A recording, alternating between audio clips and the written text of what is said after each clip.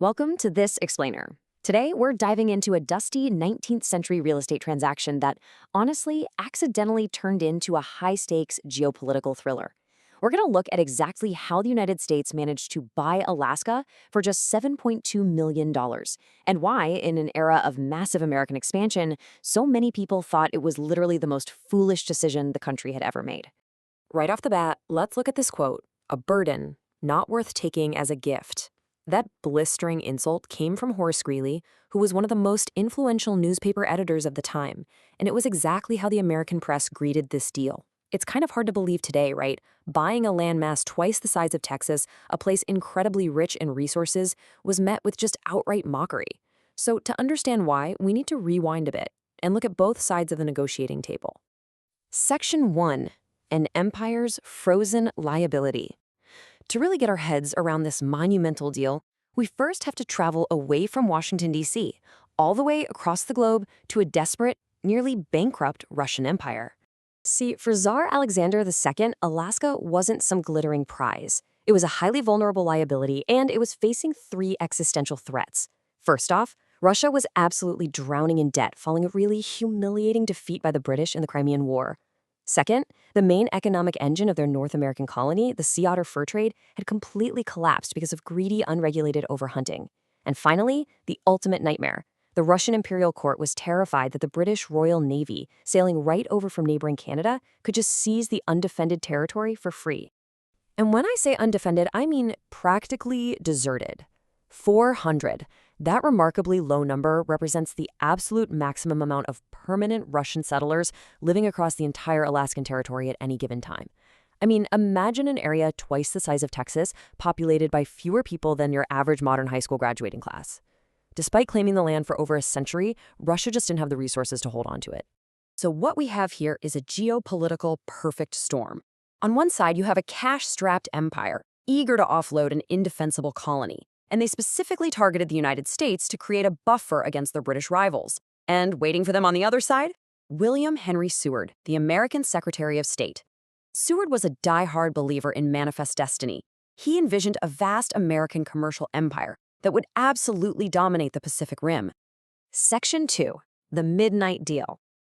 Now, the actual negotiations didn't happen in the bright light of day. They played out like a clandestine thriller in the smoke-filled rooms of Washington, D.C. The timeline here moved at a really frantic pace. In December of 1866, Tsar Alexander secretly mandated the sale, setting a floor price of $5 million in gold. By March 11th, his minister, Edward de Stoic, began quiet negotiations with Seward. Knowing they had to act fast before political rivals could interfere, they worked relentlessly. This whole thing culminated in a legendary all-night session where, exhausted but victorious, they signed the final treaty at exactly 4 a.m. on March 30th.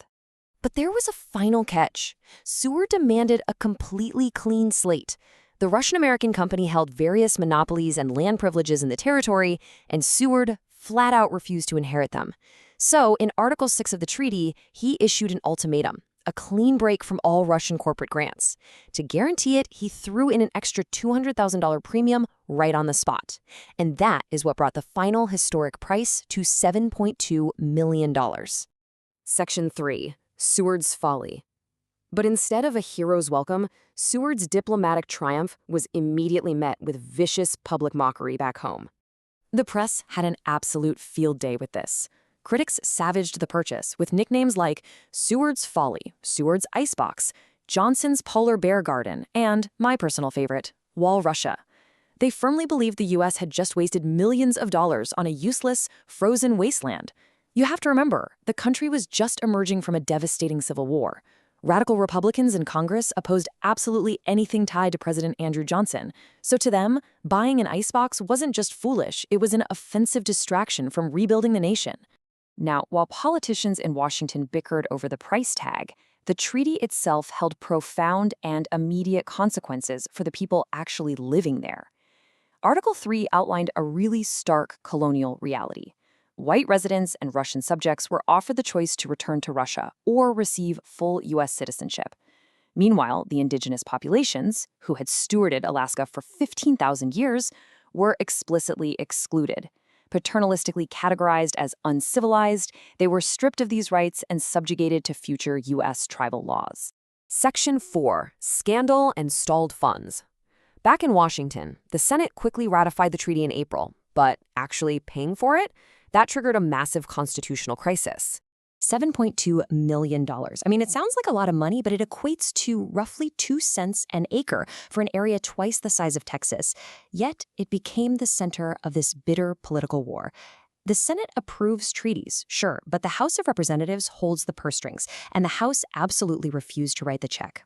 See, the radical Republicans in the House were busy trying to impeach President Johnson, a vote he ultimately survived by just a single margin, by the way. And they stalled the Alaska funding for over a year. The money was finally released in the summer of 1868, but only through a stunning campaign of illicit bribes. Congressional investigations later revealed the absolute irony of the whole situation. The Russian minister de Stowell actually had to pay off lobbyists, journalists, and even members of Congress just to force the U.S. to accept this historic bargain. Section 5. The Ultimate Vindication. For the first 3 decades, the U.S. essentially ignored its new territory, offering almost no visible governance. But that narrative was about to violently flip. Looking at the long-term economic and strategic reality, we really have to ask ourselves, who was the real fool in this transaction? Were Horace Greeley and those loud early critics completely right or completely wrong? Well, history was about to answer that question with absolute clarity.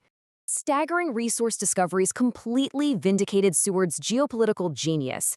In 1896, gold was discovered in the nearby Yukon, turning Alaska into a gateway for 100,000 prospectors and wiping out the Seward's Folly myth practically overnight. Decades later, in 1968, the discovery of massive oil reserves at Prudhoe Bay generated billions of dollars in state revenue.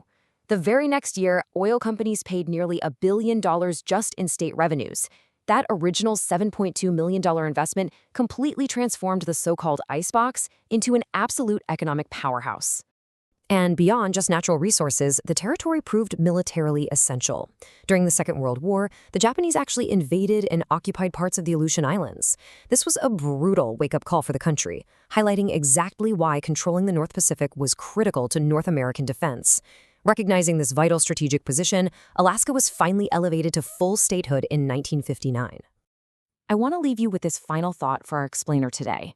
Imagine the global stakes of the 20th century if this midnight deal for 2 cents an acre had never happened.